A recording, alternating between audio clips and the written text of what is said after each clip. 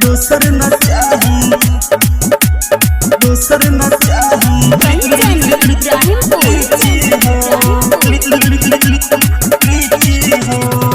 सुन ले पानी की मीठा बड़ा होला, साइज पेरू बड़ा बड़ा होला। सुन ले पानी की मीठा बड़ा होला, साइज पेरू बड़ा बड़ा होला। हमरा लागेला ठीक उहे चीजी हो। ये पापा हमके दोसर ना चाहिए, ये पापा हमके दोसर न चाही मुजफ्फरपुर के लीची हो।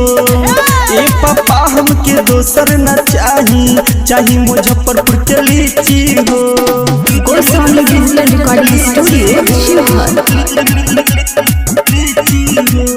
कंचन इब्राहिमपुर। दोसर न चाही लीची हो।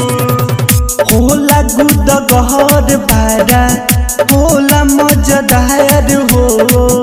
मुहावा के लीची पापा होला रसदार हो, होला रसदार हो। होला गुद गहर बारा, होला मजेदार हो। मुहावा के लीची पापा होला रसदार हो।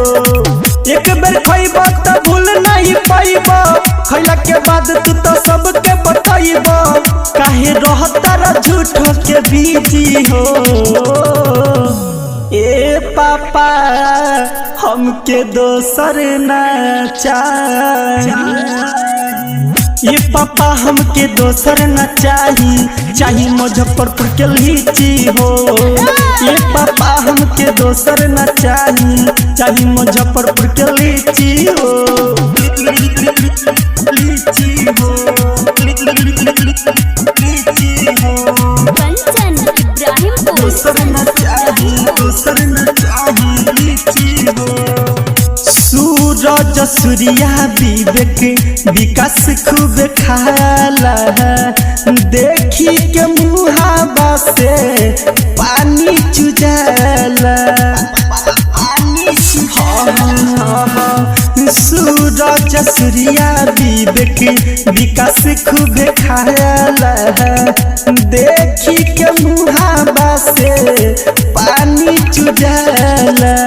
सनी दिलीप देखी खकुआता, यहो पापा तोहे काहे न बुझाता। जल्दी जाके लिया दी बिछी हो। ए पापा हमके दोसर न चाही, ये पापा हमके दोसर न चाही मुजफ्फरपुर के लीची हो। ये पापा हमके दोसर न चाही मुजफ्फरपुर के लीची हो। Goswami digital recording studio Sheohar.